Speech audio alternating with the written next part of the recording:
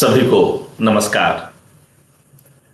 उपन्यासकार अलका सराबगी जी पर चल रहे एकाग्र की इस दूसरी कड़ी में आप सभी का हार्दिक स्वागत है।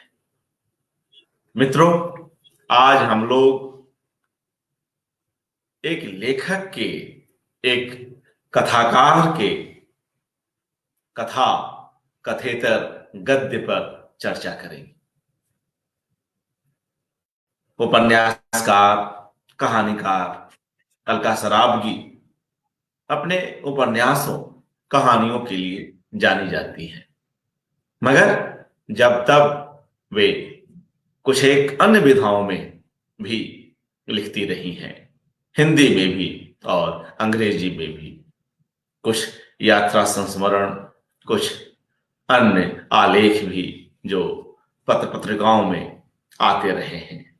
तो इन सब पर चर्चा होगी। साथ ही आज के हमारे दोनों वक्ता चूंकि उनसे बेहद करीब रहे हैं, तो ऐसे में उनसे जुड़ी जो एक संस्मरणों की भरी पूरी दुनिया है, उसमें भी हम प्रवेश करेंगे। और देखिए मजे की बात कि जब हम लेखक, संपादक, अनुवादक प्रयाग शुक्ल जी की चर्चा करते हैं या कथाकार शर्मिला जालान जी की चर्चा करते हैं, या जिन पर यह एकाग्र हो रहा है अलका सराबगी जी की चर्चा करते हैं, तो निश्चय ही हमें अशोक सेक्सरिया जी की याद हो आती है, क्योंकि ये तीनों ही लोग उनके साथ जुड़े रहे हैं, गहरे जुड़े रहे हैं, सक्रिय जुड़े रहे हैं और रचनात्मक स्तर पर अलग अलग पीढ़ियों के लोग अशोक जी की मंडली में बड़े ही आत्मीय ढंग से शामिल हैं। तो अलका सराबगी जो स्वयं अशोक सेक्सरिया जी को अपना गुरु मानती हैं, वही अशोक सेक्सरिया जिनकी कहानियों से हम सभी परिचित हैं, जिनकी कविताओं को भी जब तब हमने पढ़ा है और राजनीति और समाज सेवा में भी वे बेहद सक्रिय रहे। अलका सराबगी उन्हें अपना गुरु मानती रही हैं, अपनी पुस्तक उन्हें समर्पित की हैं और पहले उपन्यास से लेकर बाद की कुछ और कृतियों तक अशोक सेक्सरिया जी की बहुमूल्य राय उन्हें मिलती रही है। उनकी टिप्पणियों से भी हम सभी परिचित हैं। तो क्यों नहीं आज जब हम अपने दोनों वक्ताओं को आमंत्रित कर रहे हैं, तो शुरुआत अशोक जी से जुड़ी कुछ बातों से ही हो। इसके बहाने हम उस मंडली को भी समझ पाएंगे और जाहिर है कि इससे अलका सराबगी जी पर वह चर्चा कुछ और रूप भी ले पाएगी। तो आइए मित्रों, हम सीधे अपने वक्ताओं के पास चलते हैं। प्रयाग शुक्ल जी, स्वागत, नमस्कार। नमस्कार। शर्मिला जालान जी, बहुत बहुत स्वागत, नमस्कार। नमस्ते। और शुरुआत शर्मिला जालान जी से ही की जाए और उनसे अलका जी को लेकर जो उनकी राय है वे हम लोग जाने। उनसे जुड़े जो शर्मिला जी के पास संस्मरण है उसको भी जानेंगे और कथेतर गद्य पर आज शर्मिला जी खास तौर से बात करेंगी। जी स्वागत।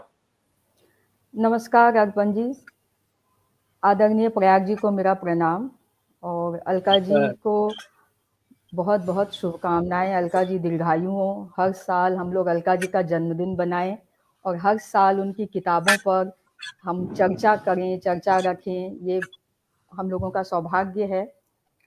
तो अर्पण जी, जैसा कि मैंने सोचा था कि मैं कथेतर गद्य पर ही शुरू करूंगी बोलना, लेकिन आपका ये आग्रह है कि हम लोग अशोक जी को याद करते हुए, अशोक जी की बातों को करते हुए शुरू करें।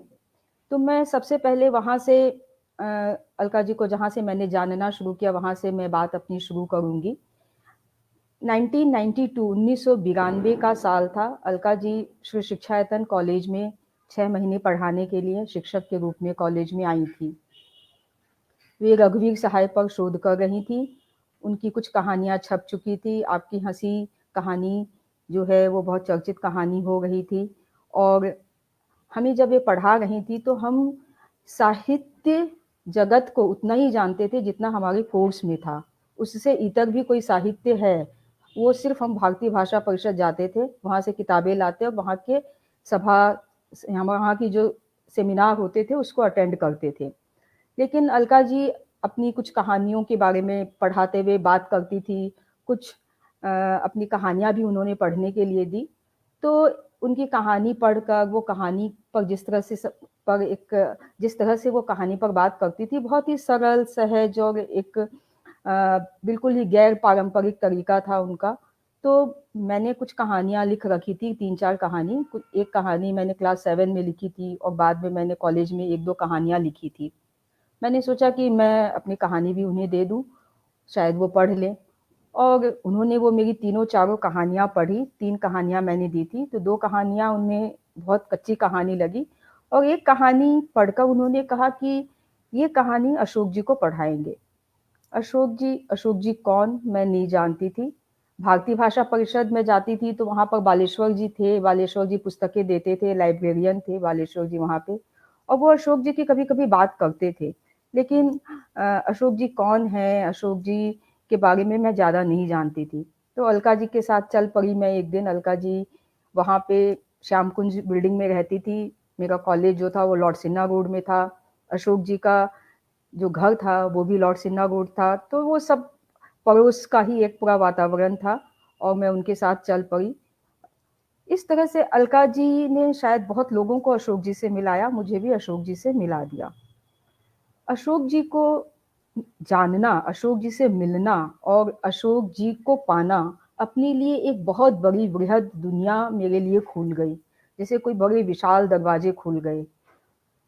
अशोक जी को जानना, प्रयाग शुक्ल जी को जानना है, राम नारायण शुक्ल को जानना, अशोक जी को जानना, दिल्ली की राजनीति को जानना, दिल्ली के साहित्य संसार को जानना, अशोक जी को जानना, भोपाल की दुनिया, वहाँ के लेखक, वहाँ के कवि, उन लोगों को जानना है, शाह साहब को जानना और वाजपेयी परिवार को जानना, अशोक जी को जानना, समाजवादी आंदोलन को जानना, किशन पटनायक, सच्चिदानंद सिन्हा, उनको जानना, अशोक जी को जानना, जमनालाल बजाज को जानना, अशोक जी को जानना, संजय भारती, काचरापाड़ा, रोशनाई प्रकाशन, उन लोगों को जानना, अशोक जी को जानना, बेबी हालदार की दुनिया का खुलना, अशोक जी को जानना, एक तरह से प्रबोध कुमार श्रीवास्तव के करीब आना, उनके जीवन को समझना, उनके जीवन को जानना।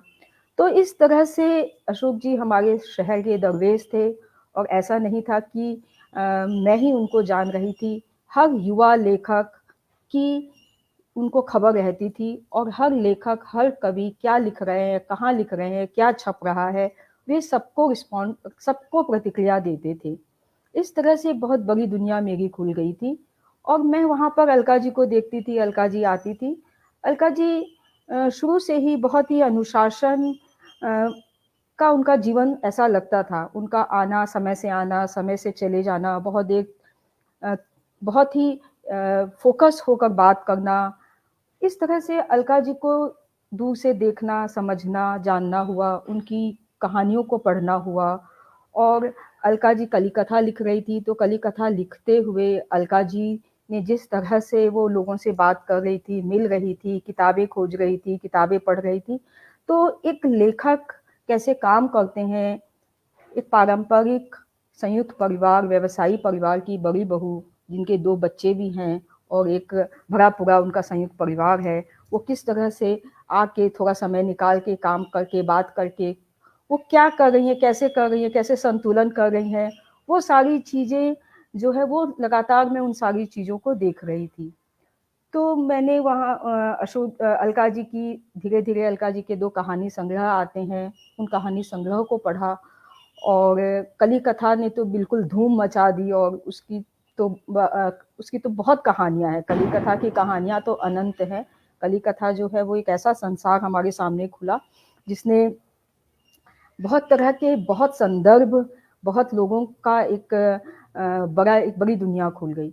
लेकिन अलका जी साथ-साथ में कथेतर गद्य भी उनका जहाँ तक मुझे याद आता है कि उन्होंने अपने लेखन की शुरुआत पत्रकारिता से की थी। जनसत्ता में वो एक कॉलम लिखती थी लगातार और ये एक बहुत ही मुझे अच्छी लगती थी बात उनकी और बहुत मुझे ऐसा लगता था कि ये सब वो कैसे करती हैं, कैसे हो पाता है कि कलकत्ते शहर में कोई भी घटना घट रही है, उनकी नज़र सब चीज़ों पे रहती थी, सामाजिक, पारिवारिक, राजनीतिक, कोई घटना हो रही है, वो जो उन्होंने जो कॉलम लिखा, तो वो जो करंट इश्यूज़ थे, समकालीन जो इश्यू थे, उस पर वो बहुत अच्छे से बहुत सघन उनका लेख होता था और उसमें बहुत सारी बातें, बहुत सारी खिड़कियाँ खुलती थी।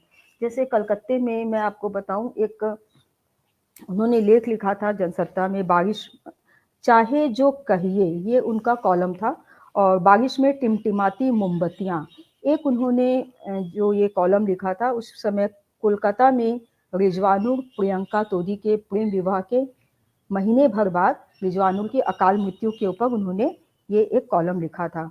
तो ये जो कॉलम है, इस कॉलम में उन्होंने बहुत फाइन तरह से एक हिंदू लड़की से प्रेम करने की जो त्रासदी हो सकती है, जो अकाल मौत हो सकती है, उसका पूरा राजनीतिक परिदृश्य, उसका पूरा एक सामाजिक परिदृश्य और उसमें परिवार की जो सारी भूमिका है, उन सारी चीज़ों को लेते हुए उन्होंने बहुत छोटा-सा 1500 शब्द होगा, कॉम्पैक्ट एक कॉलम जो लिखा था। तो उसमें जो उनकी दृष्टि है, अलका जी की जो दृष्टि है, उनकी दृष्टि जो मुझे समझ में आती है कि सब कुछ के बाद कुछ बचा हुआ है और वो बचा रहेगा। यानी यथार्थ को देखना, यथार्थ की भूमि पर खड़े होना और उसमें सारी कुरूपता में, सारी अव्यवस्था में, सारे जिस तरह के शोषण हैं या जिस तरह के इश्यूज़ हैं, उसके बीच में कहीं कोई एक चीज़ है जो कि मनुष्य के अंदर है, वो टिमटिमाती रहती है। जैसे इसमें जो शीर्षक है बारिश में टिमटिमाती मोमबत्तियाँ, उसी को यदि लिया जाए तो मैं थोड़ा-सा एक पैराग्राफ अर्पण जी मैं क्या पढ़ूँ इसको थोड़ा-सा जिससे हम लोग कनेक्ट हो पाएँगे। यहाँ पर पहला पैराग्राफ मैं पढ़ रही हूँ और फिर अंत का मैं पढ़ूँगी। कोलकाता में रिजवानुर प्रियंका तोदी के प्रेम विवाह के महीने भर बाद रिजवानुर की अकाल मृत्यु पर जनता के आक्रोश और न्याय की मांग से लगता है इस देश में बहुत कुछ बचा हुआ है। यह जो बचा हुआ है, यह मुझे लगता है उनके साहित्य लेखन का कीवर्ड, वह एक बीज शब्द है क्योंकि वो अपने अभी कुलभूषण का नाम दर्ज कीजिए, उसमें वो एक बात कहती हैं भूलने का बटन। उनका एक उपन्यास है कोई बात नहीं। यानी सब कुछ के बाद जो है उसे जो आपदाएँ, जो विकृतियाँ, जो हमारे साथ में अन्याय हुआ, अपमान हुआ, जो समाज में है, उसके बाद उन्हें भूल कर एक नया संसार को खड़ा करना, फिर से एक नए दीपक को जलाना, ये मुझे लगता है ये आलोक उनके इस 30 साल के लेखन से जो है फूटता हुआ नज़र आता है, जो कि उनके ये छोटे-छोटे जो लेख हैं, जो उनका यात्रा संस्मरण है, अभी मैं काशी पर जो उन्होंने यात्रा संस्मरण लिखा उसकी भी मैं बात करूँगी। तो इसमें वो ये कह रही हैं कि इस देश में बहुत कुछ बचा हुआ है। पहली बात तो यह कि लगातार और ज़्यादा खर्च करने और उपभोग करने की दौड़ में लगे लोगों में दुख करने की क्षमता अब भी बची हुई है। इसका सुंदर प्रमाण कोलकाता के सेंट जेवियर्स कॉलेज जहां रिजवानू ने पढ़ाई की थी के बाहर रोज शाम जलाई जाने वाली सैकड़ों मोमबत्तियां थीं। एक निम्न मध्य वर्ग के मेधावी मुसलमान युवक के जीवन का अंत एक हिंदू लड़की से प्रेम करने के कारण हुआ। इस पर दुख और क्षोभ प्रकट करने के लिए उमड़ा शहर धर्म, जाति, वर्ग और लिंग के विभेदों से ऊपर उठ गया था।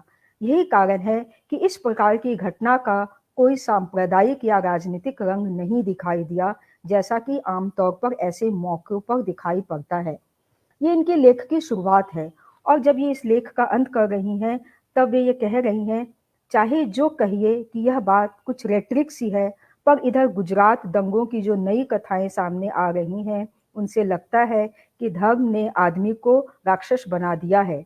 सच यह भी है कि आधुनिक धर्म भी अब तक एक तरह की इंडस्ट्री है, जिसका पैसे की ताकत और सत्ता की ताकत से गहरा भाईचारा है। लेकिन देखिए कि फिर भी लोग हैं जो रिजवानुल के लिए मोमबत्तियां जलाना नहीं भूले। ये मोमबत्तियां एक सबक की तरह बता रही हैं कि हमने क्या क्या खो दिया है और क्या क्या फिर भी बचा हुआ है। तो आज का यह जो सेशन है, उसका शीर्षक ही क्या बचा हुआ है, जो बचा हुआ है उसको संभाल कर रखना और वो हमारे जीवन को कैसे आलोकित करे, यही हमारे आज का सेशन हो सकता है। उनका एक लेख और है, अन्न जल तेल पानी, उसके बारे में मैं बहुत विस्तार से बात नहीं करूंगी। तो ये अलका जी की नज़र लगातार राजनीति में जो बदलाव हो रहे हैं और राजनीतिक जीवन के जो बदलाव, उसके प्रभाव सामाजिक जीवन पर जो पड़ते हैं, परिवार पर जो पड़ते हैं, व्यक्ति पर जो पड़ते हैं और जो सबसे पीछे खड़ा हुआ व्यक्ति है उसके ऊपर जो पड़ते हैं, उस पर उनकी नज़र लगातार रही है।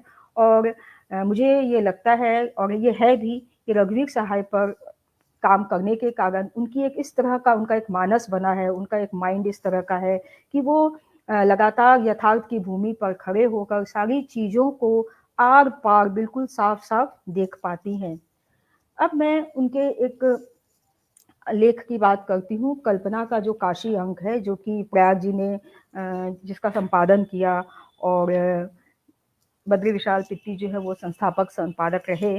तो वो जो कल्पना का काशी अंक जो रहा, उसमें जो उन्होंने काशी के ऊपर जो लेख लिखा, वो लेख भी बहुत छोटा है, वो बहुत बड़े लेख नहीं है उनका। उस सड़क को दिखा भी दीजिए, उसकी प्रति भी दिखला दे पास में हो, कल्पना का वह काशी अंक, तो अच्छा लगे। ये बहुत महत्वपूर्ण पुस्तक है, इसमें बहुत अच्छे सुंदर लेख हैं, कविताएं हैं बनारस के ऊपर। आवाज ठीक है अर्पण जी?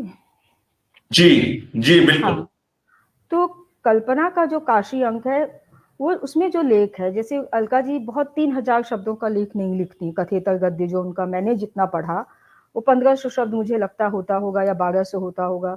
और उसमें उनकी बात वो एकदम से शुरू होती है, बहुत इंटेंस, एकदम जो पहला पैराग्राफ होता है उसको जब हम पढ़ते हैं, तो उसमें जो लेख है उसका शीर्षक है, काशी में जाए मरे ना मरे। तो यह जो यात्रा संस्मरण है, इसका जो पहला पैराग्राफ है, उसमें हम ये देखते हैं कि आसपास का जो जीवन है, उस जीवन में उन्हें उनके कान में बार-बार बात आती है कि श्रावण के महीने में रिश्तेदार, परिचित विश्वनाथ बाबा के दर्शन करने जाते हैं और कई लोग जो वहाँ से लौटते हैं, कई तरह के खाने की चीज़ें लेकर आते हैं। यानी वहाँ पर जो बातें आती है, बनारसी साड़ी, भदोई के कालीन, बनारसी पान, मलाई गिलोरी, आलू के पापड़, आंवले का मुरब्बा, लाल मिर्च का अचार, ये सारी चीज़ें पहले पैराग्राफ में इस तरह से आती हैं कि ऐसा लगता है कि हम तुरंत उससे जुड़ गए, कनेक्ट हो गए। यानी वार्म अप की ज़रूरत नहीं है। हाँ, कोई यदि हम शुरू कर रहे हैं तो हमें धीरे-धीरे गति पकड़नी होगी या धीरे-धीरे हम आगे बढ़ेंगे, ऐसा नहीं है। हम तुरंत ही उस संसार में आ जाते हैं। और उसके बाद हम ये देखते हैं कि वो जो सारी चीज़ों की बात करती हैं, वो ये कहती हैं कि काशी जो है आसपास के लोगों के लिए क्या महत्व रखता है, वह मैं जब सोचती हूँ, तो भले ही वो ये कहती हैं कि काशी की धार्मिकता से वे कन्नी काटने के कारण इस बात पे तूल नहीं दे रही कि लोग काशी जाते हैं और काशी के प्रति उनके मन में बहुत श्रद्धा है। लेकिन वो इस बात को धीरे-धीरे जब वो बार-बार देखती हैं, तो इस बात को गुरुत्व देती हैं कि आसपास का समाज, देसी और फिरंगी, काशी में कोई सत्व खोजने जा रहा है। एक तरफ वे लोग जैसे-जैसे काशी को देखते हैं, उनके जीवन के रहस्य वहाँ के दीपों में, आरती में, प्रकाश पुंज में दिखाई देते हैं। लेकिन अलका जी जो हैं, उन्हें यथार्थ का एक चेहरा दिखाई देता है। उन्हें वहाँ पे गंदगी, प्रदूषण, एक-दूसरे से बचकर चलते हुए लोग कि कहीं टकरा ना जाएँ और उन्हें बहुत हताशा और निराशा होती है।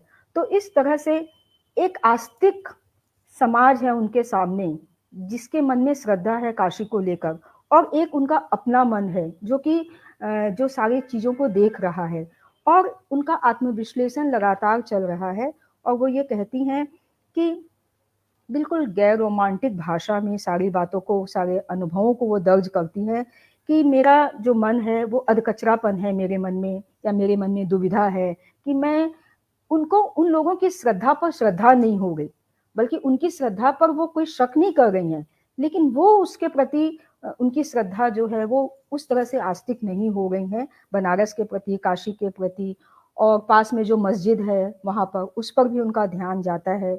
और वो ये कहती हैं कि मैं भारतीय चिंतन प्रणाली से मुग्ध नहीं हो पा रही, वहाँ की जो गंदगी है उससे उनका मन बहुत विक्षुब्ध होता है।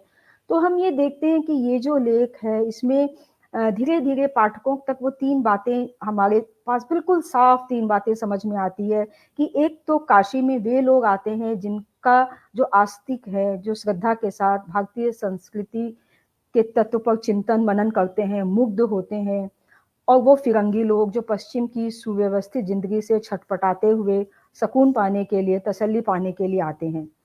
और उनका अपना मन जो है वो वहाँ के गोबर, शोर, कचरे आदि में श्रद्धावान नहीं हो रहा, वहाँ पर शिव से नहीं जुड़ रहा, किसी चीज़ में रम नहीं पा रहा। तो फिर वो ये तीसरी बात जो वो करती हैं यहाँ पर इस लेख में कि वे कल्पना के काशी में चली जाती हैं, माने उन्होंने अपनी कल्पना से एक काशी जो है वो सृजा है, उस कल्पना के काशी में जाती हैं।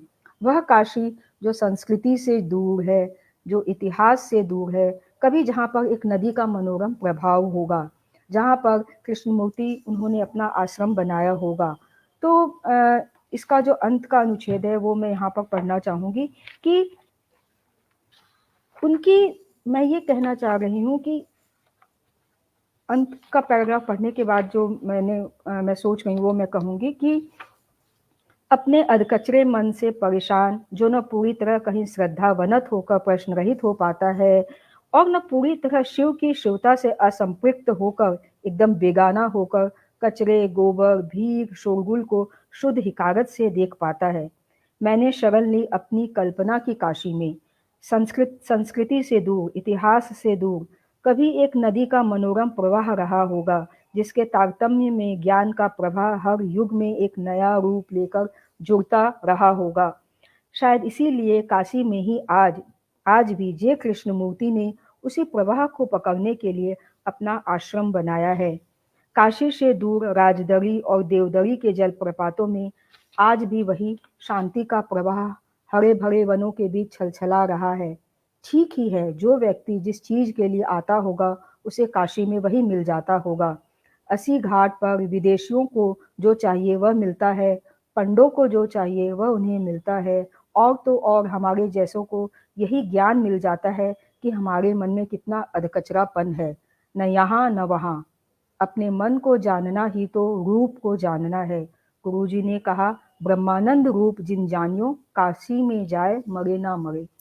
तो ये उनकी एक मौलिक दृष्टि हम इस लेख में देखते हैं कि वे भीड़ के साथ में नहीं चल रही हैं और उनका अपना आत्मविश्लेषण लगातार चल रहा है कि वो उनका मन किसमें रमता है, उनका मन लग रहा है या नहीं, और उनका मन आखिर उनका मन कहाँ पर है। तो यह जो एक मौलिक दृष्टि है, यह मौलिक दृष्टि भी उनके सारे लेखन संसार में जो 7 उपन्यास हैं, 2 कहानी संग्रह हैं, कथेतर गद्य उनका जो है, उनकी पुस्तकें अगर बने तो शायद मुझे लगता है एक या 2 पुस्तक बन जाए कथेतर गद्य की, नॉन फिक्शन की, और उस पर अलका जी ने आज तक क्यों नहीं सोचा मुझे नहीं मालूम। लेकिन वह जो पहली बात जो मैंने कही कि उनका जो लेखक है वो सारी चीज़ों के बीच में, बुराइयों के बीच में जो एक करुणा और प्रेम और जीवन में जो बचा है उसको बचाने की कोशिश, उसके बाद उनका लेखक एक मौलिक दृष्टि उनकी हर चीज़ों के प्रति होती है और उसमें वो लगातार अपनी आत्मभर्त्सना भी, अपना इंट्रोस्पेक्शन भी वो लगातार करती जाती हैं, जो कि उनके एक छोटे से लेख में हमें मिलता है। और उपन्यास का फलक बड़ा होता है, उसमें ढेर सारी कहानियाँ होती हैं, तो उसमें उनके पात्रों के माध्यम से वो सारी चीज़ें हम देख पाते हैं।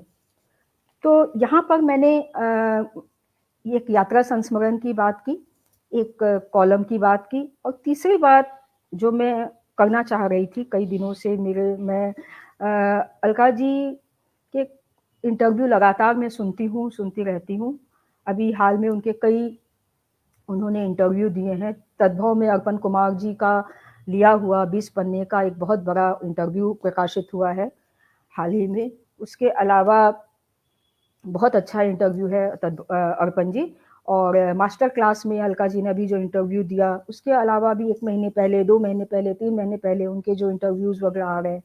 तो अभी जो वर्बल और जो लिखित रूप में जो भी इंटरव्यू आ रहे हैं, उसमें मैंने काफ़ी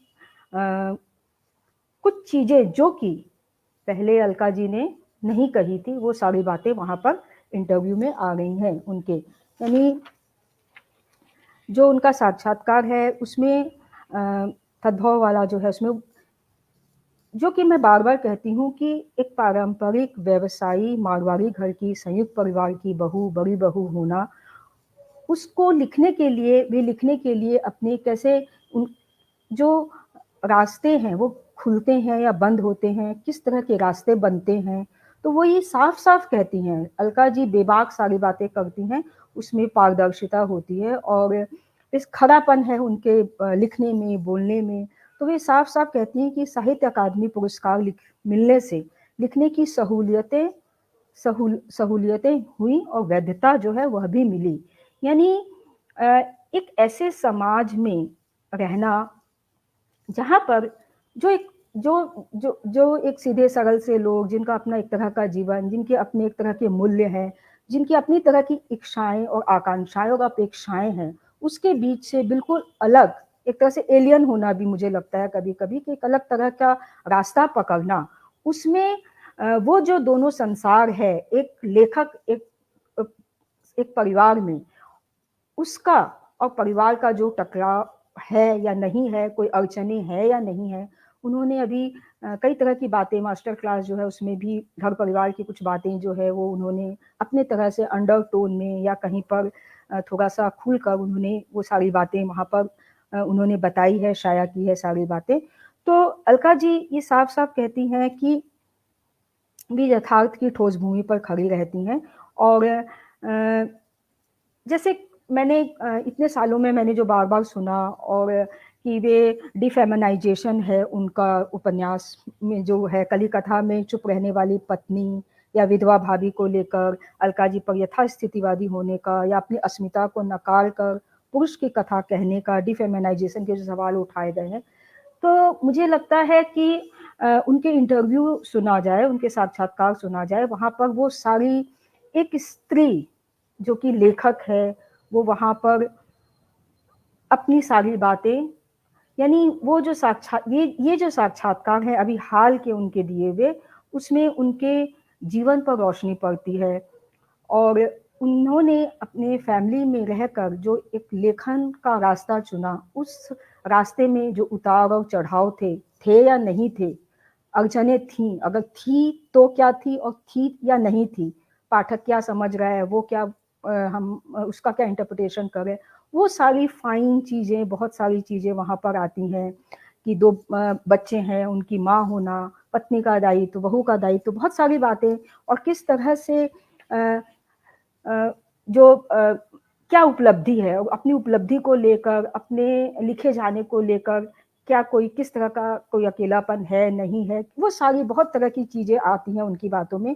तो मुझे ऐसा लगता है कि उनके इंटरव्यू जो है वो भी सुनने चाहिए, सिर्फ़ उपन्यासों को पढ़कर, उनके जो 7 उपन्यास हैं, उन उपन्यास को पढ़कर अगर कोई राय बनती है, तो उसके अलावा जो प्रश्न हमारे निरुत्तर रह जाते हैं, वो प्रश्नों के जवाब हाल में उनके जो भी साक्षात्कार लिए गए हैं, उन्हें पढ़ना चाहिए और उनको तद्भव का जो साक्षात्कार है, उसे ध्यान से पढ़ना चाहिए।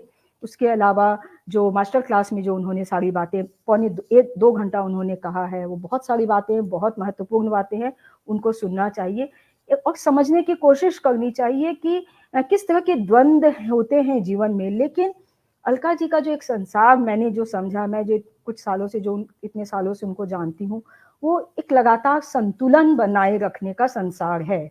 वो एक परिवार, बाहर की दुनिया, लेखन की दुनिया, एक यानी हम कहीं पर भी कुछ भी करें, वो संसार हमारे लिए, हमें, हम कहीं पर भी जाए वो हमारे लिए डिमांडिंग वो संसार हो जाता है। यानी हम अगर परिवार में हैं तो परिवार हमारा डिमांडिंग होगा।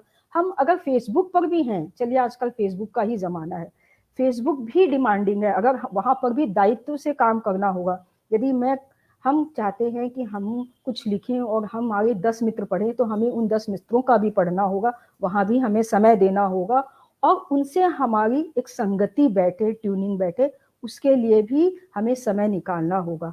तो हर क्षेत्र में बहुत सारी चीजें होती है, लेकिन सब कुछ के बाद भी कौन कितना कियोस करता है, कौन कितना संतुलन करता है, वो कितना कर पाएंगे वो मुझे नहीं मालूम। लेकिन मुझे जो बाहर से दिख रहा है, वहाँ एक बहुत अच्छा सुंदर सा बैलेंस है, वो चल रहा है, जो कि उनके जीवन को और हम लोगों के जीवन को बहुत समृद्ध करता है, क्योंकि हमें उससे बहुत ही ऊर्जा और प्रेरणा मिलती है।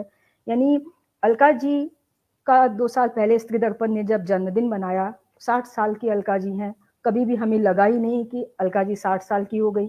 2 साल और निकल गए, लेकिन वो जिस ऊर्जा से काम कर रही हैं, हमारे प्रयाग जी जिस ऊर्जा से काम कर रहे हैं, वो एक जीवन में एक सकारात्मक हमारे सामने एक ऐसा एक संसार बना हुआ है कि हमें लगता है हम बहुत ही भाग्यशाली हैं, जो हमें इस तरह से हमें ऐसे लेखक और ऐसे लोगों का साथ और सानिध्य और सोहबत मिली है।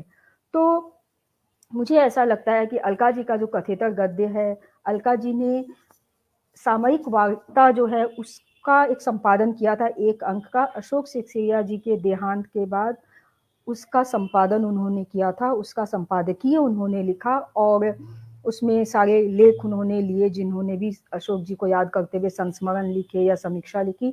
तो वह जो संपादकीय है वह भी पढ़ना चाहिए कि उनकी जो एक गैर रोमांटिक, एक पारदर्शी, एक यथार्थवादी जिस तरह की उनकी भाषा है, खड़ी भाषा, जो कि कई बार हो सकता है कि कुछ ऐसा भी लगे कि उसमें कहीं पर भी कोई भावुकता नहीं है, तो उसमें वो किस तरह से अशोक जी जो हैं उनके जीवन को हमारे सामने रखती हैं और वे उनके सामने उनकी क्या हस्ती है, उनका क्या व्यक्तित्व है, वो भी हमें साफ साफ दिखाई देता है। तो वो कहीं पर भी अलका जी के लिए मैं यही कहूंगी कि कहीं पर भी वो अशोक जी के लिए उन्होंने कहा है उसमें कि अशोक जी कभी भी ये नहीं चाहते थे कि वो जो नहीं है वो दिखे। वे अक्सर वो यही, उनको ये हमेशा भय लगा रहता था कि कहीं कोई उनको ज्यादा ना समझ ले। तो अलका जी का भी मुझे लगता है कि अलका जी भी इस तरह का एक कोशिश उनका एक रहता है, नहीं भी रहती है, उनका अपना व्यक्तित्व है कि वो जो हैं वही वो दिखती हैं, कोई आडंबर हमें उनके जीवन में, व्यक्तित्व में और लिखने की यात्रा में हमें दिखाई नहीं देता। तो अब मैं चाहूंगी कि प्रयाग जी अपनी कुछ बातें शेयर करें। जी शुक्रिया शर्मिला जी, इस तरह से कई कई पक्षों पर सुचिंतित रूप से अपनी बात रखने के लिए धन्यवाद। और मित्रों, हम लोग प्रयाग शुक्ल जी के पास चलते हैं और इनके पास ऐसी तमाम यादें हैं जिनमें से कुछ एक को आज हम सुनेंगे। पहली ही किताब, पहले ही उपन्यास, पहली किताब तो नहीं कही, पहले उपन्यास कली कथा वाया बाईपास पर प्रयाग जी ने लिखा। जब इस पुस्तक को साहित्य अकादमी का पुरस्कार प्राप्त हुआ तब दूरदर्शन के लिए इंटरव्यू लिया, और उससे भी पहले अशोक सिक्सेरिया जी की जिस मंडली की हम लोग बात कर रहे थे, वहां भी प्रयाग शुक्ल जी की जो सक्रियता है, जो मैत्री भाव है, उससे भी हम परिचित हैं। तो हम प्रयाग जी पर ही छोड़ते हैं कि वे कहां से अपनी बात शुरू करेंगे। आदरणीय प्रयाग शुक्ल जी, स्वागत। सबको मेरा नमस्कार। सबसे पहले तो ये कि बहुत बधाई अलका जी को, जन्मदिन की उनको दे चुका हूं, पर इस मंच से भी दे रहा हूं फिर से कि वो इसी तरह लिखती रहें और जैसा कि शर्मिला ने बिल्कुल ठीक कहा है, वो हमारी भाषा को और हम सबको भी समृद्ध करती रहें। देखिए, अब मेरे लिए बड़ा संकट का समय है कि ये जो मेरे पास थोड़ा समय है, आधे घंटे 20 मिनट का, इसमें मैं क्या समेटूं वो मतलब क्या भूलूं क्या याद करूं वाली स्थिति है। बच्चन जी का जो उनकी जो कथा का शीर्षक है, तो वैसा ही इस समय मेरा हाल हो रहा है। क्योंकि शर्मिला के बोलने, मैं तो चाह रहा था वो बोलती रहे, और आज वही बोली। सचमुच में इतना सुंदर तरीके से बातें अपनी रख रही थी कि मैं बहुत प्रसन्न हो रहा था वाह कि जो बात, जो जो मुझे भी वाह। कई बातें जो कहनी थी वो कह चुकी। और सचमुच उसको, मुझे सीरियसली कह रहा हूँ, ये लग रहा था कि वो बोलती रहे और हम सुनते रहे। क्योंकि शर्मिला ने खुद ही स्वीकार किया कि वो बाद में जुड़ी। मतलब जाहिर है कि अलका जी से मेरा परिचय, मैं समझता हूँ शायद हिंदी जगत में लिखने पढ़ने वालों में सबसे पहले हुआ। उस समय हुआ जब वो लिखना शुरू कर भी चुकी होंगी, तो मुझे उसका पता नहीं था। बहुत करीब 35 साल तो हो गए होंगे, कुछ ज्यादा भी हो सकते हैं। क्योंकि तब शायद अलका जी पढ़ रही थी, और वहाँ भारतीय भाषा परिषद में एक बाल कोश तैयार हो रहा था। और वो भारतीय भाषा परिषद में न होकर किसी एक और बिल्डिंग में हो रहा। तो मैं कलकत्ता गया हुआ था, और अशोक जी ने मुझसे कहा कि हम लोग इसमें कुछ काम कर रहे हैं और तुम वहाँ चलो मेरे साथ। तो वहीं पर मेरी मुलाकात अलका जी से पहली बार हुई थी। और मैं पहली मुलाकात में इतना आभास तो हो गया था कि ये जो युवती है, ये एक प्रखर मेधा की युवती, इसके पास कोई जागृत विवेक है। और जैसा कि शर्मिला ने बिल्कुल ठीक कहा, तभी इसका एहसास हो गया था कि एक खरापन भी है, कुछ अलग है। अलग तो लेखक को होना पड़ता है, हर लेखक को, हर कलाकार को, हर विधा के व्यक्ति को अलग होना पड़ता है। अलग होना ही उसकी पहचान भी है। अलग होकर ही वो हमको समृद्ध भी कर पाता है। तो अब देखिए, कलकत्ता जो मेरा भी शहर है, जहाँ मेरा जन्म हुआ, और जहाँ मेरी मुलाकात अशोक जी से, अशोक सिकतरिया से 15 वर्ष की उम्र में हुई, और वो मुझसे बड़े थे। और फिर होती ही रही। मेरी बहुत सारी जो मुलाकातें हैं अलका जी के साथ, वो सब अशोक जी के कमरे की हैं, या अशोक जी के कमरे की भी हैं। और फिर बाद में खुद अलका जी के यहाँ की हैं कि हम जाते थे, अशोक जी भी होते थे, और भी कई लोग होते थे, कुछ लोग बाहर से आते थे।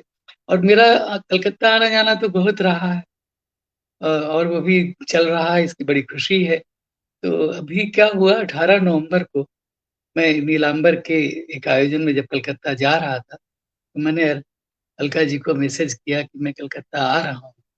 और तो उन्होंने लिखा कि अरे, जिसने थोड़ा ये था कि अरे क्या गजब है कि आप कलकत्ता आज जा रहे हो और मैं दिल्ली जा रही हूँ आज। तो कभी ऐसा हुआ नहीं था इससे पहले। ये बात ध्यान में आती है कि मैं कलकत्ता जा रहा हूँ और अलका जी से भेंट ना हो, अशोक जी के यहाँ हो, किसी सभा में हो। जैसे कि एक बार हुआ था, मैं सुभाष मुखोपाध्याय पर मेरा एक व्याख्यान था, और वहाँ अलका जी आई सुनने के लिए। तो शर्मिला भी आई थी। तो उनके घर पर की भी बहुत अच्छी यादें हैं, क्योंकि उनका जो घर का वातावरण है, और जो जिसको हम लोगों ने जाना है तरह तरह के पकवानों से, उनके घर के पास के वृक्षों से, और उनसे होने वाली तरह तरह की बातचीत से। एक बातचीत, बातचीत नहीं कहूंगा, बात कहूंगा, जो मैं कहना चाहता हूँ हम लोगों की इस मंडली के बारे में, अशोक जी, अशोक मंडल के बारे में। और ये बता दूं आपको, बहुतों को शायद ना मालूम हो, और मालूम हो गया तो अच्छा ही है, कि हम लोगों का एक ग्रुप है, उसका नाम है अशोक आयतन, जिसकी सदस्य अलका जी हैं, शर्मिला हैं, बालेश्वर जी हैं, संजय भारती हैं, कुछ और लोग हैं, शंपा है से जुड़ गई, और भी कई लोग। तो ये जो अशोक मंडल है, इसी अशोक मंडल ने हम सबको बहुत कुछ दिया है। शर्म को, शर्मिला को दिया है, अलका जी को भी बहुत कुछ दिया है, वो उसको स्वयं स्वीकार कर। लेकिन फिर इससे आगे वो निकल जाता। अब वो अशोक मंडल की हैं, और मुझे इस बात की बड़ी खुशी भी है कि अब अशोक मंडल की वो नहीं है। नहीं इस अर्थ में, वो तो रहेंगी, नहीं इस अर्थ में कि उनका जो व्यक्तित्व बना है, उनकी जो सक्रियता बनी है, उनका जो सोच बना है, वो कहीं और आगे चला गया। हमारी उन दोनों की होने वाली बातचीत से कहीं कहीं आगे। उनको जब भी मैं पढ़ता हूँ, उनके उपन्यासों को। कलिकता वाया बाईपास के समय तक वो अशोक मंडल में हैं, कुछ बाद के उपन्यासों में, और उसके बाद वो नहीं है। उसके बाद वो उनका अपना एक संसार जो उन्होंने हमारे लिए, हम सबके लिए, हमारी भाषा के लिए गढ़ा है, बनाया है, रचा है। और उसका एक उसका ये कह सकते हैं कि वो एक दूसरी तरह का समुद्र है। मेरा ये मानना है कि हर लेखक, हर कवि जो अपने जीवन में कुछ कर पाता है, लिखने के अर्थ में, और कामकाज के अर्थ में कि उसका कामकाज अगर थोड़ा भी विपुल न भी हो, तो इतना है कि जिसको हम कहते हैं कि ये सब काफी काफी है, वो बहुत सब्सटेंशियल है। तो अब उनका एक साथ तो ऐसा हो चुका है। अभी शर्मिला गिना चुकी है उनकी किताबें, और जो बन सकती हैं उनकी बात उसने की है, और जो उनकी नई चीजें भी शुरू। देखिए, आज शाम को ही आईआईसी लाइब्रेरी में मैंने उनकी रिव्यू पढ़ी, जो उन्होंने खेला पर लिखी है, नीलाक्षी के उपन्यास पर। एक छोटी सी रिव्यू, वो इतना कुछ कह जाती। हमको पहले तो पूरा उपन्यास हमको बता देती कि वो है क्या, फिर वो ये भी बता देती, ये कहते हुए भी कि देखिए मैं आपको कथा नहीं बता रही, वो बहुत लगभग कथा बता देती, और बहुत सुंदर तरीके से। और हमको उस दुनिया में ले जाती है जिस दुनिया का वो उपन्यास है, कि बिना पढ़े हुए आपको लगने लगे कि ये एक कोई ऐसी चीज है जो हमको शायद पढ़नी चाहिए और हमको उसके बारे में जानना चाहिए। तो एक जागृत विवेक, भाषा के प्रति एक अतिरिक्त भी और सहज भी सावधानी। कलंबर पांडे ने बहुत सुंदर बात कही उनके बारे, वाक्यों के गठन के बारे में, इसकी ओर ऐसा नहीं था कि हम लोगों का ध्यान नहीं था, लेकिन उसने बहुत अच्छी तरह से अंबर ने इस बात को रखा है कि वाक्य रचना क्या होती है एक लेखक की दुनिया में।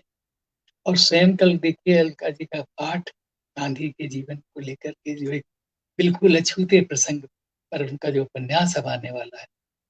फिर आप कुलभूषण का नाम दर्ज कीजिए, ये किताब जब मैंने इसको पढ़ना शुरू किया तो मैं तो चकित हो गया। कलकत्ता के उन बहुत सारे घरों को मैं जानता हूँ, मध्यवर्गीय घरों को, जिनका इसमें वर्णन विवरण है, और इसमें हजारों चीजें।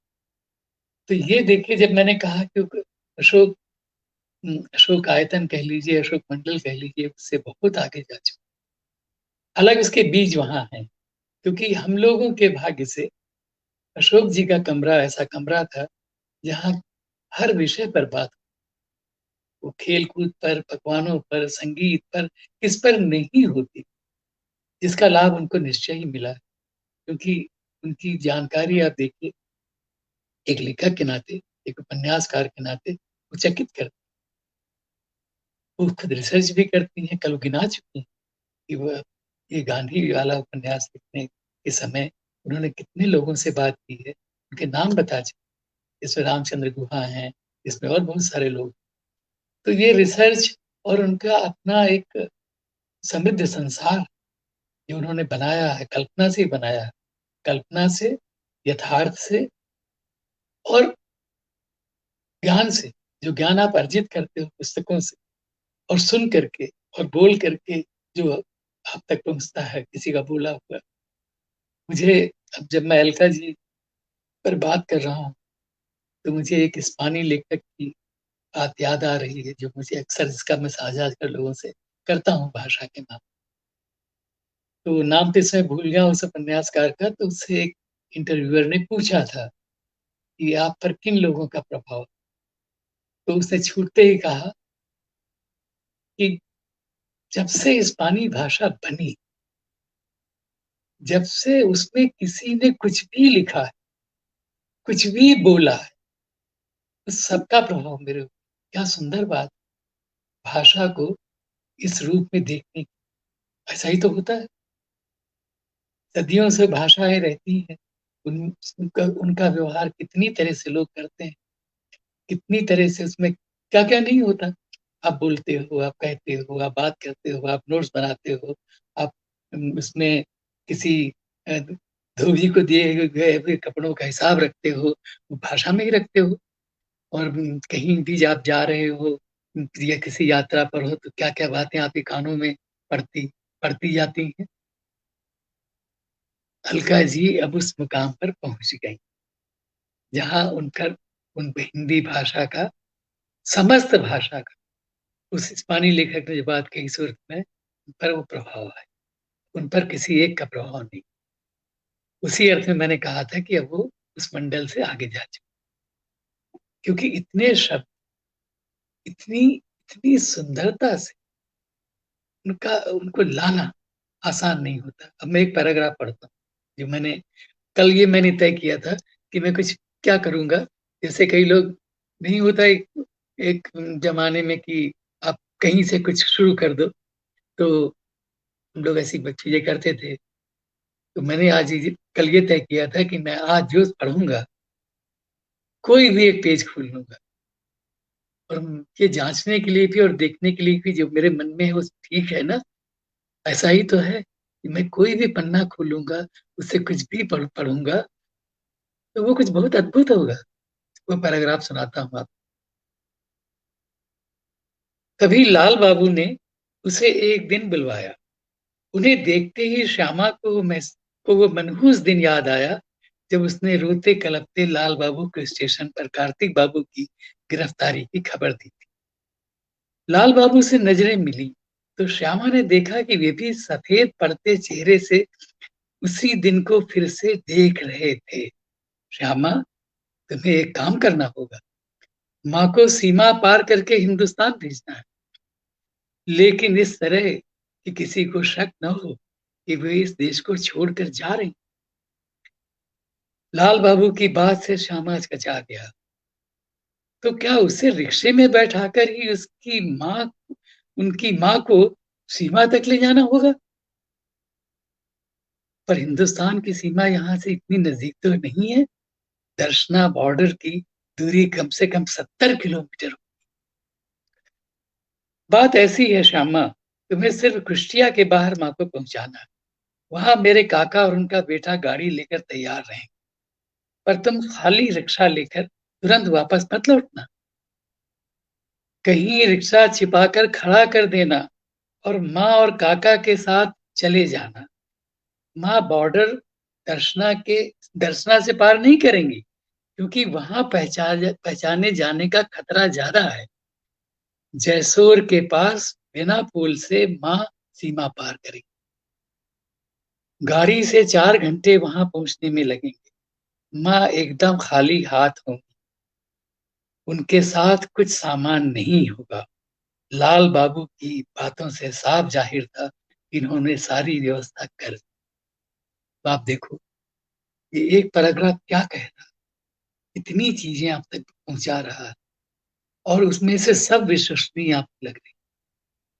एक तो ये है कि अब उनका कुछ भी लिखा हुआ आप पढ़िए तो उसकी विश्वसनीयता इस अर्थ में नहीं कि उसकी ऑथेंटिसिटी की आप उसको, उसके तथ्यों को जान सकते हो कि नहीं। विश्वसनीयता इस अर्थ में कि जब आप उसे पढ़ रहे हो तो आपको लगे कि हाँ ये सब कुछ घटित हो रहा है, इसमें कुछ भी अतिरंजित नहीं है। आपको उस समय लगना चाहिए अतिरंजित नहीं है। और ये जिस दुनिया की बात हो रही है, जिन पात्रों की बात हो रही है, उनके जिस मन की बात हो रही है या उनके जिन मनों की बात हो रही है, उसमें जो भी घटित होगा वो ऐसा ही तो है जैसा आप तक पहुंच रहा है।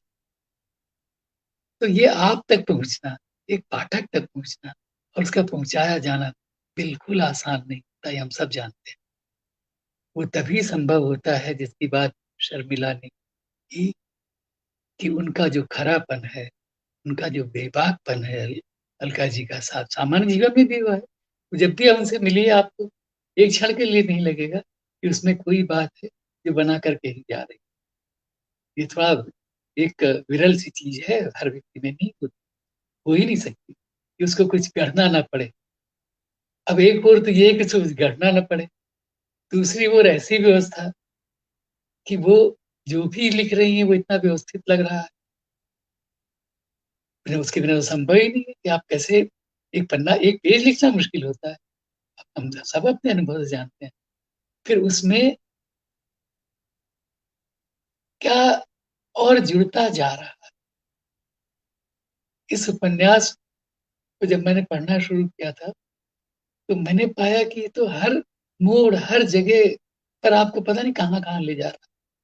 कुलभूषण जब अपने उस परिवार में पहुँचता है, उन भाइयों के या संबंधियों के बीच में, जो उससे कहीं अधिक समृद्ध हो गए हैं, और वहाँ उसके साथ जो व्यवहार होता है, और उसको जिस तरह से ग्रहण करता है वो, और उसके लिए जो भी प्रविधियाँ उन्होंने अपनाई, वो भूलने वाला बटन की, बहुत सारी चीज़। तो अब उनके इतना अवसर नहीं है कि उनके शिल्प कौशल पर भी मैं जा सकूँ और बता सकूँ कि उसमें भी क्या-क्या घटित हुआ। कलिकथा वाया बाईपास से बहुत दूर निकल आई हैं अलका जी। कुलभूषण का नाम दर्ज कीजिए ने प्रमाणित कर दिया, और अभी जो हम लोगों ने कल सुना, वो तो आप समझिए, मैं कह सकता हूँ कि अब वो हमको, हमारी भाषा को वहाँ ले गई हैं, जहाँ तक उसे पहुँचने की बहुत ज़रूरत है। क्योंकि ये अतिरिक्त प्रशंसा मैं नहीं कह रहा, अब मुझे ऐसा लगता है पाठक के नाते इसलिए कह रहा हूँ।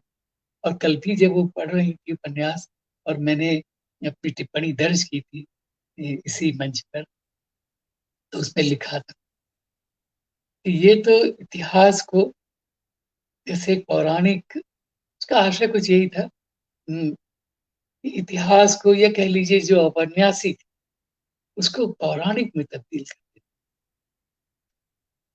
और वो सचमुच ऐसा लगने लगता है जैसे आप किसी पुराण के या पौराणिक कथा के पात्र हो जाते हैं, वो जो आपके साथ समकाल के भी बने रहते हैं, वर्तमान के भी बने रहते हैं, या वर्तमान के होते हुए वो पौराणिक हो जाते हैं। यही तो होता है ना। हम कोई भी चीज पढ़ते हैं, वो मतलब राम, वो हमारी महाभारत हो, वो कोई और पौराणिक ग्रंथ हो, पौराणिक कथाएं हो, उनमें हम क्या पाते, तो हमारे समकाल से भी आप मिलती हैं, हम भी उसमें अपने को देखते हैं, उसकी अपनी तरह से उनको उसको इंटरप्रेट करते हैं। तो हमारे समय को वो जैसे उन्होंने पौराणिक सा बना करके फिर उसमें लौट, बहुत गजब की चीज हुई उनकी, उनके लेखन। और इसको इसको मैं एक बड़ी घटना मान रहा हूँ। कल उनका उपन्यास सुनने के बाद, उसका अंश सुनने के बाद, तो मुझे और ज्यादा ये लगा कि गांधी वैसे भी अपने आप में एक पौराणिक से चरित्र बन ही चुके हैं, लेकिन सरला देवी चौधरानी या चौधरी, वो ये वो क्या है, राजगोपालाचारी का वो पत्र, फिर उस पर सरला देवी की प्रतिक्रिया, वो वो उनको उन्होंने क्या बनाया, तो वही उन्होंने बनाया है कि आप एक, ये पौराणिक प्रसंग सा भी है, ये आपके वर्तमान है, और हमारे समय की राजनीति, हमारे समय का की तमाम उथल पुथल अब उनकी उपन्यासों में इसी रूप में आ रही, जहां हम वर्तमान को बहुत अच्छी तरह से देख रहे हैं। अच्छा, जब मैं पौराणिक कहता हूँ तो पौराणिक कई अर्थ हम सभी जानते हैं। पौराणिक कई अर्थ कि उसको अनंत विस्तार हो जाता है, उसके बहुत सारे इंटरप्रिटेशन शुरू हो जाते हैं, या उसमें ये संभावना होती कि आप कर सको, और होता ही रहा है। वो द्रौपदी हो, कर्ण हो, उन पर भी उनके मूल रूप को देखते जानते हुए फिर उनको आप और कई रूपों में देखने लगते। तो कल सरला देवी को भी मैं कई रूपों में देखने लगा, गांधी को भी कई रूपों में देखने लगा, कुलभूषण को मैं कई रूपों में जब पढ़ रहा था तो मैं देखने लगा। तो आज के लिए मैं समझता हूँ इतना काफी है, क्योंकि मैं अभी ये कहने को तो बहुत कुछ है मेरे पास, संस्मरण तो उनके ढेरों हैं, और वो उसी दिन से शुरू होते हैं जब उनसे मैं पहली बार मिला। फिर तो तरह तरह की चीजें हैं हमारे, हम एक तरह से पारिवारिक मित्र बने, और अशोक जी के कारण, जो अशोक जी की दुनिया जिसको कुछ याद दिलाई शर्मिला ने, वो किशन जी हों, वो सजदा बाबू हों, वो हमारे राठी जी हों, वो मैं नाम लेता चला जा सकता हूँ। वो एक जो अशोक जी की दुनिया थी, जो बड़ी दुनिया थी, तो बड़ी दुनिया के समय से लेकर आज तक, उस बड़ी दुनिया से लेकर के, और जो उन्होंने और बड़ी दुनिया रची, बनाई है अपने लिए, बनाई है मैं कहूँगा, और कलकत्ता से जिनका जो संबंध, इसकी भी मुझे बड़ी खुशी है कि इस समय अलका जी, और बड़ा मैं एक गर्व महसूस करता हूँ उनसे जुड़ा होने के कारण भी, कलकत्ता में होने के कारण भी, हिंदी भाषी होने के कारण भी, क्योंकि मैंने भी वही लिखना पढ़ना शुरू किया था। कि अब आप देखिए, ये जो बंगला में उनका उपन्यास का अनुवाद हुआ, बहुत अच्छा अनुवाद, मैंने पूरा पढ़ा है तो नहीं कहूंगा, और ये मुझे अलका जी ने ही भेजा था। तो अब इसको पढ़ते हुए मुझे लगा कि अच्छा, अनुवाद भी अच्छा है और ये इतनी जल्दी भी हुआ है।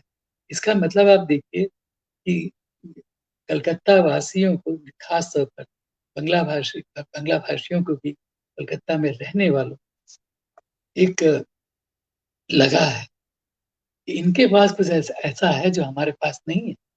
इतनी जल्दी से आप देखिए तो अभी बंगला में तो ये रहा कि हमने तो बंगला के बहुत से अनुवाद किए, और इसकी शिकायत भी एक समय हम सबको रही है कि भाई आपके तो हमने शरद बाबू, बंकिम बाबू से लेकर के लगभग सारा साहित्य कर डाला रविन्द्रनाथ का, पर हिंदी से तो आप बहुत कम ले गए।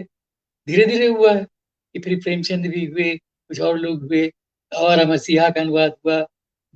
वो भी इसी कारण हुआ था कि शरद बाबू की वो जीवनी है और बहुत अच्छी है, और बंगला भाषियों को भी लगा कि इसका अनुवाद होना चाहिए। तो अब कई भाषाओं में उनके अनुवाद में, सच्चाई ये है कि जब हम उन पर बात कर रहे होते हैं तो हम कुछ लोग जो उनको निकट से जानते हैं और सारी चीजों का ध्यान रखते हैं कि अब अलका जी कहाँ से कहाँ पहुंची, वो युवती, मुझे तो इसकी इतनी खुशी, जैसे शर्मिला के लिए भी खुशी। ये भी मुझे तब मिली थी अशोक जी के यहाँ ही, जब ये खुद कितनी 18-19 साल की होगी। तो और अलका जी भी जब मुझे वहां मिली उस बिल्डिंग में जहाँ वो बाल कोर्स तैयार हो रहा था, तो वो भी स्टूडेंट ही थी, 20-22 की रही होगी। तो 20-22 की उस युवती का यहाँ पहुंचना, उसकी पूरी यात्रा जिसका मैं गवाह रहा हूँ, तो गर्व होगा ना कि हमने ये पूरा दौर देखा, और अभी बहुत कुछ नहीं देखा, क्योंकि इस बीच उन्होंने, उनकी सक्रियता आप देखिए इस समय, कि वो उनकी पोस्ट आप देख लीजिए, उनका पढ़ना देख लीजिए, मैं चकित होता हूँ। अभी उन्होंने लिखा ना, जब संजीव बख्शी के उपन्यास को पढ़ने के बाद, उसके अनुभव को, और भी कई उपन्यासों को पढ़ने के बाद, उसमें अंग्रेजी के उपन्यास हैं, उसमें हिंदी के उपन्यास हैं। उपन्यास पढ़ना अपने आप में ये आसान चीज तो होती नहीं है। अब हम लोग तो पढ़ भी नहीं पाते, सच्चाई है। कुछ ही चीजें पढ़ पाते हैं, इसको आप कह सकते हो कि हम शब्द शब्द पढ़ रहे हैं, नहीं तो एक आप मोटा अनुमान लगा लेते हो कुछ पढ़ करके। अब वो जमाना तो था हमारा भी, अशोक जी के कारण ही, कि अशोक सिंधिया के कारण कि क्या नहीं पढ़ डाला हो। तुर्गनेव के सारे उपन्यास, शेखों का सारा लिखा हुआ, दोस्तोयेव्स्की सब तो नहीं पर काफी कुछ, टॉल्स्टॉय भी पता नहीं कितना कुछ, ये तो बड़े नाम है। ग्राहम ग्रीन उन्हीं के कारण बने पढ़ा, उन्हीं के कारण हम सब लोगों ने बहुत सारी चीजें जानी, अलका जी ने भी जानी। तो इस एक बड़ी दुनिया की वो याद दिला हमारे, खुद मुझे मेरे जीवन की वो याद दिला एक तरह से, मैं उसको भूलता नहीं। कि जब मैंने कहा ये यात्रा, ये गजब की यात्रा, ये 30-35 वर्षों में उन्होंने इतना कर डाला, क्योंकि वो भी उनकी छवि देखी है कि उनके घर में जाता था तो संयुक्त परिवार था, अब उसमें दुर्भाग्यवश कुछ विभाजन जैसा हुआ है, उसकी उस पर अभी नहीं जाऊंगा, उसकी जरूरत भी नहीं है, बहुत चीजें बहुत निजी भी होती। तो लेकिन वो जिस तरह से छोटे बच्चों को वो उनके मतलब उनके पति के छोटे भाइयों के बच्चे, घर के बच्चे, जो उनको गोद में कोई खेल रहा है, कोई उनके से लिपट रहा है, और जिनको मैं भी अपनी कविताएं सुनाता था, क्योंकि वहां उस घर में मेरी एक पहचान ये भी थी, जाते ही अलका जी घर में, ये अभी आए हैं तो बच्चों को कुछ सुनाएंगे, जिसमें मुझे बहुत आनंद आता है कि बच्चों के लिए चूंकि इतना लिखता रहा हूँ, फिर उनको किताबें भिजवाता था उनके परिवार के बच्चों के लिए। तो जो शर्मिला जिसकी याद दिला रही, लेकिन उसमें मैं कुछ को अतिरिक्त नहीं मानता। मैं ये मानता हूँ कि ऐसा करते हुए ही आप बड़े लेखक बन सकते हो, एक समर्थ लेखक बन सकते हो। रविन्द्रनाथ का तो उदाहरण हमारे सामने है कि जब आप सब चीजों में रस लोगे, हर चीज को आप मानोगे कि ये जीवन में कुछ ऐसी घटनाएं हैं जो घटित हो रही हैं मेरे जीवन में, आसपास, मेरे समाज में, दुनिया में जब उनसे पूरा संबंध बनाओगे और समांतर संबंध एक साथ सब चल रहा, वो कर सकी, ये आसान नहीं होता। नागर जी की मुझे याद आती है। अलका जी के संदर्भ में मुझे अगर किसी उपन्यासकार का नाम याद आता तो नागर जी का याद आता। लेकिन मैं ये कहूंगा, हालांकि तुलना की कोई बात नहीं थी, नागर जी का समय था कि भैया सूर पर, तुलसीदास पर उपन्यास है, और वो उनका जो पहला ही उपन्यास था, जो एक बड़े बृहद फलक में आया था, जिसमें चुनावों की बातें थी कि जब हमारे देश की राजनीति शुरू हो रही, तो ये लोकतांत्रिक व्यवस्था की चीजें शुरू हो रही, उस समय उनका जो उपन्यास था, बड़ा उपन्यास, और बड़े उपन्यास के साथ एक बड़ी कथा और उसके पात्र और उनका सबका जीवन, ये सब नागर जी लाए थे अपने उपन्यास में। क्योंकि बाकी लोगों की आप देखें तो एक ऐसा फलक नहीं मिलता, एक बड़ा फलक। अलका जी अब पता नहीं, मुझे तब लगता होगी और पता नहीं क्या क्या करेंगी, उनको करना चाहिए, क्योंकि हम अपनी भाषा को समृद्ध होते देखना चाहते हैं। हम क्यों इतने खुश होते हैं कि कोई युवक जब कुछ नया करने चलता है और मैं एकदम खुश हो जाता हूँ।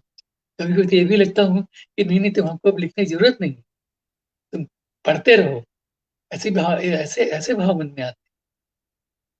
तो अलका जी को बहुत बधाई, और अपनी भाषा को भी बधाई कि उनको एक ऐसा लेखक मिला, और अपने को बधाई इसलिए कि जो ये लेखक उनको मिला है, मैं लेखक ही कहूँ, वो लेखिका नहीं कहता मैं, हम लोगों ने वैसे भी उसको बंद कर दिया है कि हम कवियत्रियां कहें और लेखिका कहें, नहीं, वो उपन्यासकार हैं, वो लेखक हैं, वो अपनी तरह से कवि भी हैं, क्योंकि उनके यहाँ बिना कवि हुए बड़े बड़ी गद्य रचनाएं संभव नहीं होती। ये हम बार बार जानते हैं, और बहुत सारे लोगों को पढ़कर जानते हैं। उनके दुनिया के कोई भी बड़े आप नाम ले लो उपन्यासकारों के, उनके यहाँ, सबके यहाँ कविता न लिखने के बावजूद उस गद्य में इसी तरह की कविता मौजूद रहे। उनके यहाँ सारी विधाएं, उनके यहाँ नाटक है, उनके यहाँ कविता है, उनके यहाँ कहानी है, उनके यहाँ फिल्म है। फिल्म भाषा का उपयोग भी वो कर रही हैं कि आप जब वो कुछ आप पढ़ रहे होते तो आपको लगता है आपकी फिल्म देख रहे हैं। तो मैं तो बोलता जा सकता हूँ और मन अभी भरा नहीं, पर मैं आज अपने को रोकता हूँ, और ये अर्पण जी को बता चुका हूँ अपनी आज दिन भर की दिनचर्या की। मैं इस समय बहुत थका हुआ था, जब घर पहुंचा 8 बजे, अम, अम, अ, तिथि को भी लेता हुआ मेट्रो स्टेशन से, और वहां तो उसके बाद ही अर्पण जी का फोन आ गया। अरे मैंने कहा पहले शर्मिला से बुलवाइए, मैं इस हालत में नहीं हूँ कि मैं कुछ बोल सकूं। और शर्मिला का चमत्कार देखिए, फिर मुझे लगा कि ये तो मैंने बहुत, ये तो कहना ही चाहिए था कि शर्मिला ही आज बोले, और मुझे किसी और दिन आप रखिए जब इस तक बोलना शुरू किया। तो ये सब संभव हो गया कि फिर मुझ में भी कुछ ताकत आ गई शर्मिला के बोलने से, और मैं बोल सका और कुछ कह सका। ना कहा, कितना भी कहना है वो तो चलता रहेगा। मैंने उसके बाद देखी, सच्चाई है कि बहुत इच्छा होने के बावजूद भी मैं फिर अलका जी के किसी और उपन्यास पर नहीं लिख सका। बहुत बार इच्छा होती थी कि मैं कुछ लिखूं, पर ये भी तो है कि जब एक उपन्यासकार, एक लेखक अपने को ऐसी जगह पहुंचा देता है जहां उसके हिसाब से आपको भी अपने को फिर से मांझना पड़ता है कि अब इससे कैसे निपटें, कैसे बात कहें। कभी कभी संभव हो जाता है, जैसे अभी गीतांजलि ऋषि के उपन्यास को मैंने पढ़ा, तो जब पढ़ा था और तो लगा कुछ बोलना था उस पर, उसकी लोकार्पण पर, तो मैं उसके इतना लगा कि मैं कैसे कुछ बोल पाऊंगा, तो मैं लिख कर ले गया। 3-4 पन्ने जो बाद में आलोचन में छपे। अब खुद अलका जी को देखिए, रेत समाधि पर उनकी रिव्यू, केला पर उनकी रिव्यू, अंग्रेजी में वो लिख रही हैं। एक साथ वो कितनी चीजें कर रही हैं। आप सबको नमस्कार फिर से, और शुभकामनाएं कि आपने मुझे सुना, और मैंने आपके साथ होने के कारण ये सब मैं कह सका। और अलका जी को तो फिर से बधाई और फिर से शुभकामनाएं, और नमस्कार। जी जी, बहुत बहुत नमस्कार प्रयाग शुक्ल जी। कितने सारे रंग हमने आपके इस वक्तव्य में देखे, और जैसा कि हम सभी उम्मीद करते हैं, बिल्कुल वैसा ही लगता है आपको सुनकर हर बार। अलका सराबगी जी भी हमारे साथ जुड़ी हुई हैं। वे आपको और शर्मिला जी को जी शुक्रिया मैंने कह रही पढ़ा। हैं। हाँ, जी जी। और देखिए, एक मैं बेहद भावुक कर देने वाली टिप्पणी अलका जी की ओर से। वे लिखती हैं, मेरी आंखों में आंसू आ गए जो आम तौर पर नहीं आते। तो मैं अलका जी जल्दी ही कलकत्ता आऊंगा। और चंद्रकला त्रिपाठी जी, कमलेश वर्मा जी, सरोज मिश्र, बाल कीर्ति और तमाम लोग जुड़े हुए हैं। कुछ एक के और मैं उन्हीं के नाम ले पा रहा हूं जिनके कमेंट्स यहाँ हैं। सरोज कौशिक जी और कई साथीगण। प्रयाग जी, इस अवसर पर हमने कुछ और पुरानी बातें भी की थी, तो क्यों नहीं उसके कुछ एक चित्र हम देखते चलें। उसके बाद फिर इस बातचीत को विराम देंगे, क्योंकि समय भी हो गया है। लेकिन अच्छी चर्चा रही और तमाम चीजें निकल कर आई, और कई लोग इस बात को कह रहे थे, मान रहे थे कि किस तरह से एक बेहद आत्मीय, आत्मपरक चर्चा आज संभव हुई। तो मैं उन चित्रों को एक बार यहाँ पर, कुछ एक चित्र ही है, 3-4, उसको यहाँ रखता हूं और उस पर प्रयाग जी की टिप्पणी लेते हैं। और देखिए, पहला ही चित्र देखिए, अशोक सिकसरिया जी और अलका जी साथ साथ। हाँ, ये तो प्रयाग जी कुछ जी। नहीं, बहुत सुंदर चित्र है ये। और देखिए तो ये उसी कमरे का है जिसकी बात हम लोग अक्सर करते हैं। मैंने इस कमरे पर एक लेख लिखा है, संस्मरण लेख। वो 20 पन्ने लिखे पड़े हैं। अब उसको आगे बढ़ाना है, किताब बनानी है और उसमें बहुत सारी चीजें जोड़नी है। तो यही हम लोग बहुत बैठकर बातें करते रहे बरसों। जिसकी बात शर्मिला ने भी की। हम मिलते थे और मेरे पहुंचने पर तो समझिए, मैं भी तो अब कह सकता हूँ कि मेरी भी उन चीजों को याद करके मतलब सचमुच एक आंखों में खुशी के आंसू आ जाते हैं कि हम ऐसा कर सके। हमने इतनी चर्चाएं की, इतनी बातें की उस कमरे में बैठकर। और अशोक जी, मेरे पहुंचने पर तो सचमुच होता था कि अलका जी विशेष रूप से कुछ पकवान लाती थी जो हम सब खाते थे। और फिर घंटे, आध घंटे या 2 घंटे जितना समय रहता था, हम चर्चा करते थे तरह तरह की बातें, तरह तरह के विषयों की। इसमें इस कमरे से बहुतों की बहुत यादें जुड़ी। जी, निश्चय ही। और यह देखिए, इस हाँ, ये पुरानी तस्वीर है, मेरी भी और अलका जी की भी। हमने वहां से लिया है, दूरदर्शन में, जहां आप वाले लोग बातचीत इंटरव्यू कर रहे। से मैं समझ गया था कि लगभग उसी समय की है ये। और उसको भी देखे तो कितने, मेरे ख्याल में कितने साल हो गए होंगे अलका जी को जब पुरस्कार मिला था साहित्य अकादमी का। तो 20 बरस, ये ज्यादा भी हो सकते हैं, और ज्यादा उन भी। दिनों आप रंग प्रसंग के संपादन से भी जुड़े थे, जब आप यह बातचीत कर रहे थे उनसे। अलका जी को जब पुरस्कार मिला था तो उसमें ये चीज शामिल थी कि इतनी कम आयु के एक व्यक्ति को ऐसा पुरस्कार नहीं मिला था उससे पहले हिंदी में। बिल्कुल। तो ऐसे ही कुछ इस बहाने। और यह मित्रों, उसके बाद, उसके ठीक बाद हाल का चित्र देखिए, जब राजेंद्र यादव जी पर जो स्मृति कार्यक्रम नई दिल्ली में हंस की ओर से संपन्न हुआ, उसमें मिलते हैं प्रयाग शुक्ल और अलका जी। उस समय का यह चित्र आप देख रहे हैं। तो ये कुछ एक चित्र थे जो मुझे लगे कि इस अवसर पर दिखाए जाए। जी, प्रयाग जी कुछ ये भी दिखाना चाह दिखा रहे हैं। दीजिए। ये पुस्तक जो है ये बहुत 13 हलफनामे, ये भी एक अद्भुत काम किया है अलका जी ने। और इसमें इसकी याद इसलिए कर रहा हूँ कि कभी कभी देखिए क्या चीजें होती हैं, मतलब सृष्टि में कैसी तरंगे हैं कि इसको गर्दमान ने प्रकाशित किया। रेखा मोदी जी जो कलकत्ता की ही हैं, और ये देखिए संयोग की आज शाम को मुझे एक प्रदर्शनी में मिल गई और वहां अलका जी की बात हुई और उनको मैं बताना भूल गया कि आज शाम को तुम पे मैं बोल रहा हूँ। और ये भी याद आई कि वो मुझे एक दिन एयरपोर्ट पर मिली थी कई साल पहले, तो उन्होंने कुछ पूछा मुझसे कि किनसे मिलना चाहिए कलकत्ते में, तो मैंने कहा आप अलका जी से मिलो। तो वो अलका जी से मिली थी और ये जो है ये जो पुस्तक है ये गरुत्मान की ओर से प्रकाशित उनके, तो मुझे लगा इसकी चर्चा करूं। कल इससे मैंने कहानी पढ़ी, वाह। कल रात को इसमें एक कहानी जो तेलुगु भाषा की जो कहानी है, ये अनुवाद में अंग्रेजी और बाकी भारतीय भाषाओं से हिंदी में अनुवाद की पुस्तक है। और इसके लिए अलका जी ने जो पहला वाक्य लिखा है भूमिका में, वो बहुत गजब का है और वो बिल्कुल सच है। उन्होंने लिखा, मैं पढ़ देता हूँ। इन कहानियों की ताकत आपको झकझोर कर रख देगी, यह दावा रहा। और उसने वो उनका दावा बिल्कुल सच है। कल मैंने वो कहानी पढ़ी तेलुगु भाषा की और उसने वाकई मुझे झकझोर कर रख दी।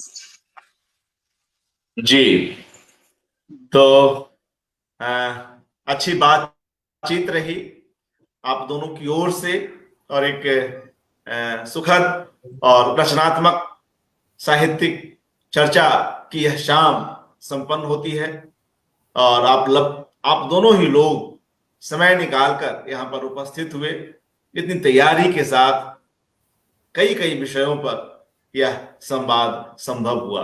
आप दोनों के कारण तमाम मित्रगण जुड़े हुए हैं, उन सभी का आभार, आप दोनों का हार्दिक आभार।